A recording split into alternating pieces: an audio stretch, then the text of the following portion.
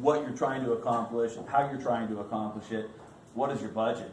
So even in the go-go days, 2012, 13, 14, when I was representing residential buyers, I would really try to steer them away of the top-notch, dressed to the nines listings, primarily because they were going to get caught up in a bidding war. It's a lot easier to buy something that's a fixer or something that's been sitting on the market for 30 days. And if you've got the stomach to go out and hire a contractor or a painter or a roofer to fix the cosmetics of these products, you save yourself a bunch of money. And so, for example, this home that we're closing in Oakland on Monday, this is roughly a 2,300 square foot home, corner lot, about 4,000 square feet. Was on the market at $895. After 30 days, they dropped it to $795. We're in contract for much less than that because the sellers are getting nervous. If your property's sitting there for 30 days, I'm going to look at it once when my buyer is ready, and if it doesn't meet my buyer requirement, I'm not paying attention to it anymore. Why? Because I think it's sold already. And if it hasn't, then those listing agents need to rethink and move quick. I probably get 100 to 200 emails a day on different listings throughout the Bay Area. I can't believe this hasn't sold yet. Still on the market. If your product is not moving, you need to smile. You need to shine. You cannot bring any negativity to the table, otherwise that's going to fester. It's going to expand. These agents' way of doing business is to our benefit for those that are paying attention, because that might be an opportunity that I'll take to a client, an investor, and say, hey, this is still on the market. Oh, I can't believe it. Maybe we should go check it out. Figure out what those numbers are. Excuse me, I got a question. Yes, please. Is this a seasonal trend that you're seeing compared to the last year? I apologize, I can't hear you. Is this a seasonal trend? Because normally during November and December, the market slows down. So we are having seasonal trends, but I think it's worse than that, and I think it's because the slowdown actually took place 6 months ago.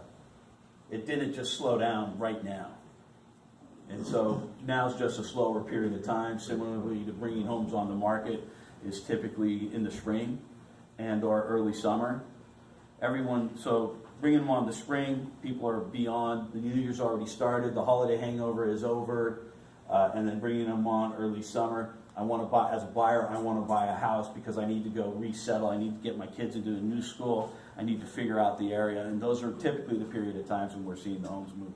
But yes, this is also the seasonality, I guess, is one of the reasons. Yes. Just to add a little context to that, I'm specifically tracking the year-over-year reductions in price. If you're looking, yes, it is seasonal. A lot of people tell you that it's seasonal, but if you're just looking at price reductions, there's a 16% increase in price reductions from November of last year to November today. So if you're just looking at that as a metric, that certainly is giving you some indication that we're shifting. Whether it's a tabletop shift or a mountain peak shift, time will tell. Yeah, it's too soon to know.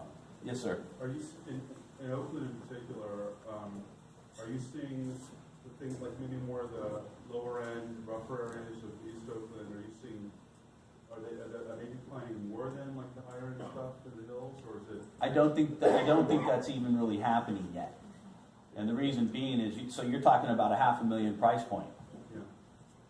All day long, that's palatable. Yeah. That's cheap for the Bay Area. And so you're seeing, so the buyers that I'm dealing with over in Oakland, they're coming from San Francisco because San Francisco is too expensive for them. Can they pallet it? Sure. But then they're in a shoebox that's 400 square feet to 600 square feet. It's not what they're after. They want parking, they want some outside area, they want to be able to garden. I'm referencing the specific declines in the market from the 2007-2012 period, specifically in San Francisco. And what I'm trying to explain is, similar to this last video, which was an East Coast presentation, there's no difference in real estate anywhere. It's the same. The question is, are you in step, or are you 3 months behind, or a year behind, or whatever the case may be? So I'm suggesting that what I'm seeing in the various patterns that I've seen over the last 20 years in San Francisco, that now that I'm actually paying attention to Oakland a little more, I suspect we're going to see a similar, if not exactly the same trend, which I think will happen in Marin, which I think will happen further north, further south, Silicon Valley down here. And it's a trend that I think is going to just keep going in a circle. And as the Bay Area continues the wealth development and growth, it's just going to keep pushing out. So we are the big boat, the Bay Area. And as the big boat floats, all small boats float with them. And as our population continues to grow, people continue to move further and further out because that's what's affordable. And so further and further out will continue to develop, will continue to decline, will continue to develop, may decline some more, but just the continuation in pushing out. So as a seller, if anyone's a homeowner and looking to sell, now might be a good time, maybe not December holiday period, but in the spring or summer next year, to plan properly. What you need to think and keep in mind is talk to your real estate agents. If somebody's saying, oh, we can sell this without staging, you're probably going to lose 10 to 15% of value. You want to stage your homes. You want to make sure that you capitalize on opportunity, but also you want transparent pricing. Because if that home is $600,000 and I know as a broker it's worth 1.1, I don't want to get caught up in your bidding war. I don't want my client to get caught up in your bidding war. Unless, of course, that's what my client wants to do. And as I mentioned, 50% over asking. They had to have this house. It's nuts. But what do I'm not the genius. I'm just the value-added player on the bus. The other thing is with transparent pricing, your home's not really going to sit there. That's a come and get me, buy me today, now price. Oh, offers next Thursday? No. Submit your offer today. We'll sell it. We might want to wait a day or two to see if there's a second or third offer, but we want to move this product now. We're not in the storage business. And sellers, you need to get realistic about your pricing. You really need to know what you're thinking you may or may not want to do.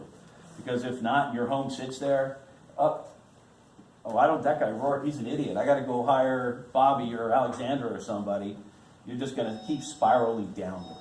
You don't want to be living in this staged home that you're trying to sell. You want to be out of it. You want it staged so that it looks neutral for me as a buyer. Oh, wow. I can imagine this. I don't want to see a picture of 3 generations of family on the wall. Oh, man, this is their home. This isn't my home. The psychology of all this business, it's intense. Being a homeowner, an investor, myself, the toilet's over here. Great, I know what it's going to take to put it over here. But as a first-time home buyer, you don't even want to think about trying to move that toilet from there to here. It's not possible. It's very inexpensive. It's a simple plumbing fix. I do a lot of my own maintenance. It's not complicated. So to your point, sir, what's your name? Alex. This is what we're starting to see days on market. And so as of June, we're starting to see stuff, slices of the pie, roughly 20%, 30 to 60 days, roughly 7%, 60 to 90 days, roughly 0.1%, 90 to 120 days. This is where you're going to find your deals. If you're looking at something that's been on the market for that long, why?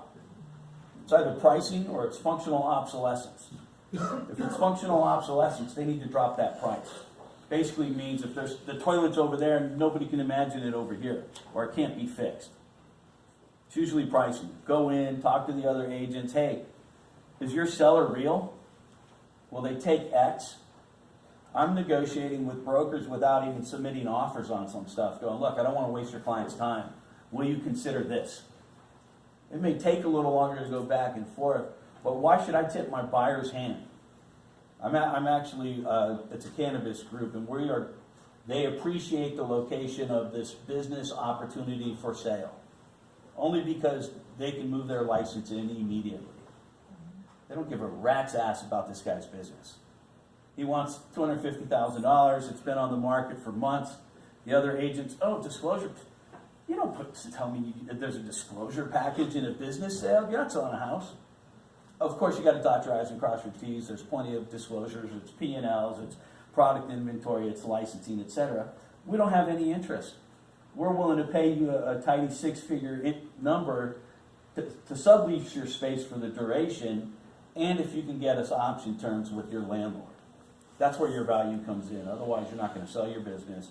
You're going to be stuck here paying rent in a business place where you don't want to be. I'm bouncing around a little bit, but it's all about how do we communicate.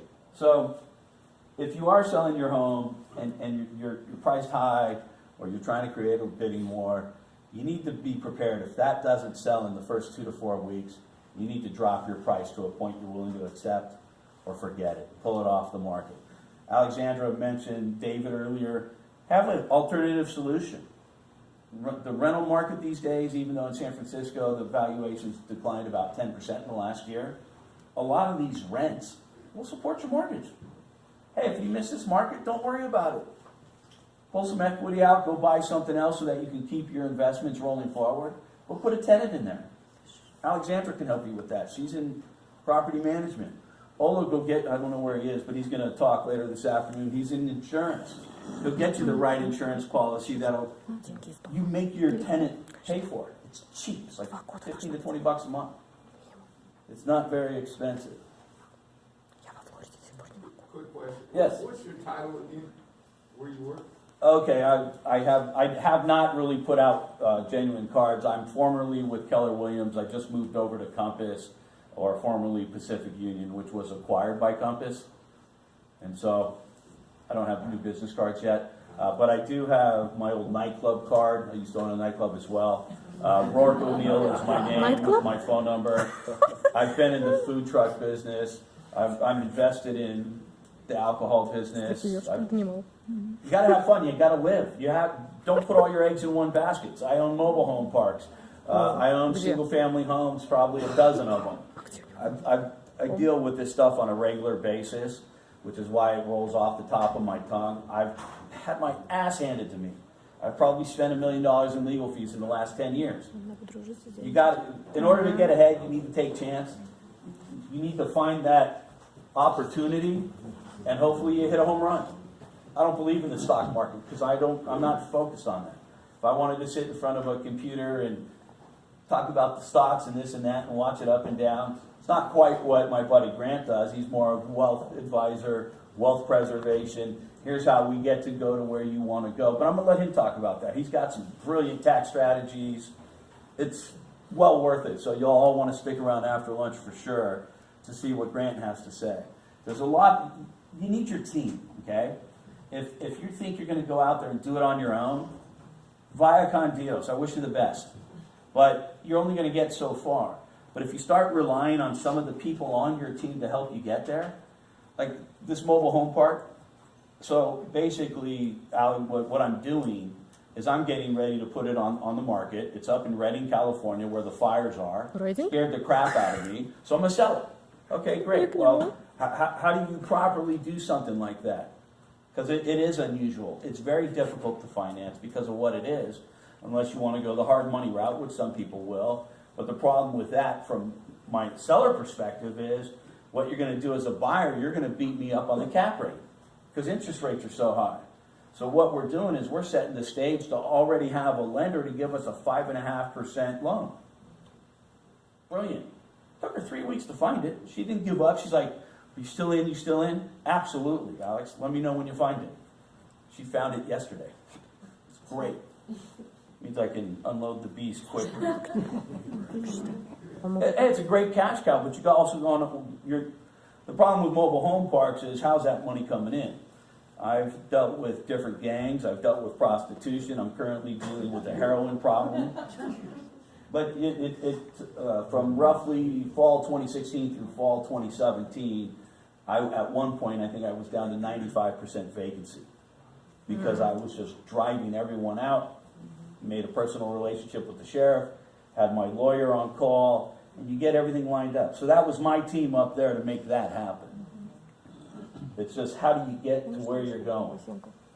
And it's never easy, but if you start trusting some of the people in your world, it makes it happen. So, our tagline with InvestSF, we are always helping clients develop wealth. There's different ways of doing that. So are you looking for cash flow, or are you looking for long-term creation of wealth? And what I mean to say by that is, do you want to grind that money and just let it work, or do you want to start flipping properties and roll it forward in a 1031 exchange? Because what you tend to do is, let me take that $1 million, I'm making, let's call it 100 grand a month, or excuse me, 100 grand a year, depending on where you're located. All of a sudden that property's worth 1.2, 1.3, great, sell it. All of a sudden I'm rolling into $1.5 million. That's part of your creation of wealth. Your cash flow is great because it allows you to live the life you want to live. It allows you to keep going. But when you start selling and moving it up, you're creating wealth. You're taking on more debt all the time. But that cash flow should support that additional debt, should pay for that increased insurance, should pay for that increased property taxes, and still have enough to replace the cash flow that you're giving up, all the while creating another $250,000 or $500,000 of long-term asset. It really just depends on how you want to play it. Yes, sir.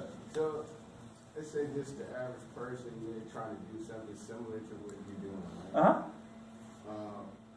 The metric around that, the balance point of not overdoing it versus, just being in the sweet spot. Sure. I mean, how are you working that out? How do you know what So, you want to make, versus the debt you want to carry? You'll want to probably sit down with Grant, who's the wealth advisor in our group, and figure out where your risk tolerance may or may not be. Because a big part of this is you don't want to over leverage yourself because, hey, we're going into it. I think we're going to hit a bigger recession than we were in.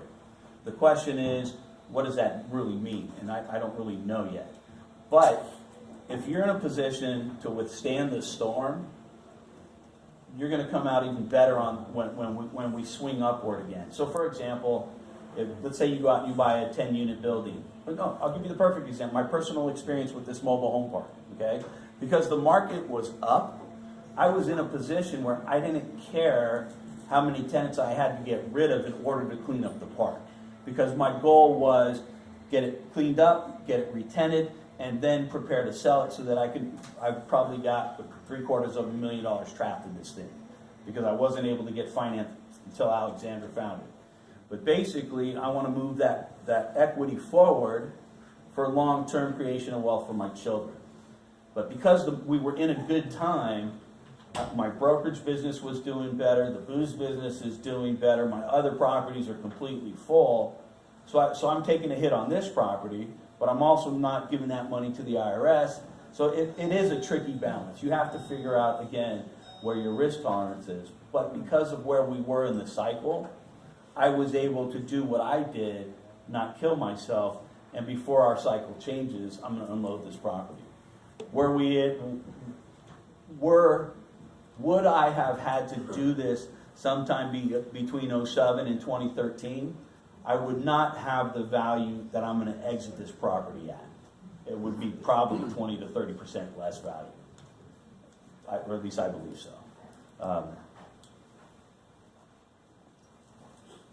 So we are in a frothy environment.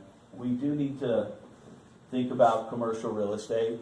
Our commercial real estate market right now, we have the cannabis industry, which is changing things, making things competitive.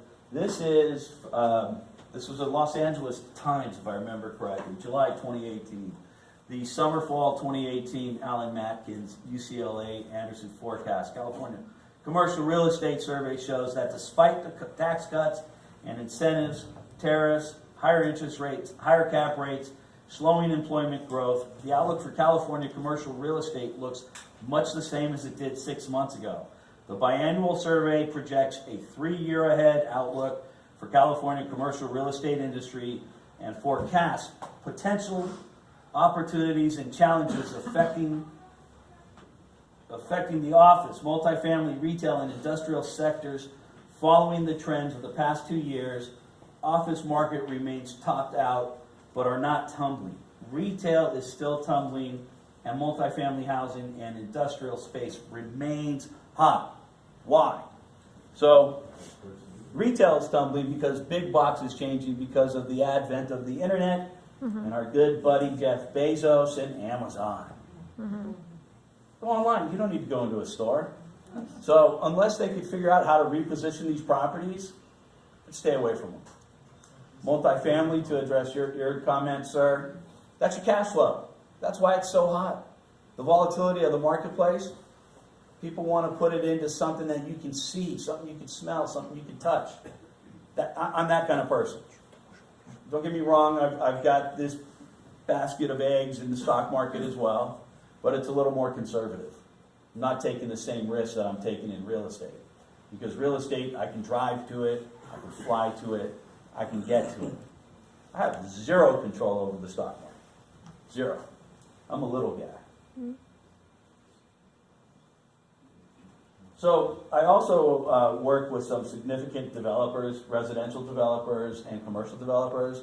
A lot of the residential developers were getting nervous over Prop 10. They're thinking about getting out of the residential business and moving into the commercial business. Different rules, different regulations. It's all cash flow, it's all money, it's all creation of wealth. It's just a different vehicle. The commercial marketplace is a little more complicated though, only in terms of valuations. Most people cannot afford to get in unless it's multifamily. You can go out and buy within a 5-hour drive of the Bay Area cash flowing commercial property. But with the hot marketplace, you're seeing your cap rates, which is essentially the yield on your investment, they're downward pressure because everyone is circling that can. Everyone wants that cash flow. And the cost of that cash flow keeps getting pushed down. Not in terms of interest rate and whatnot, but your return. The return of your investment there.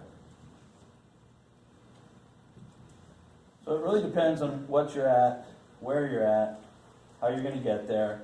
I'd like to take a moment to show you folks this video. This is my real passion, giving back. I love helping people. Our group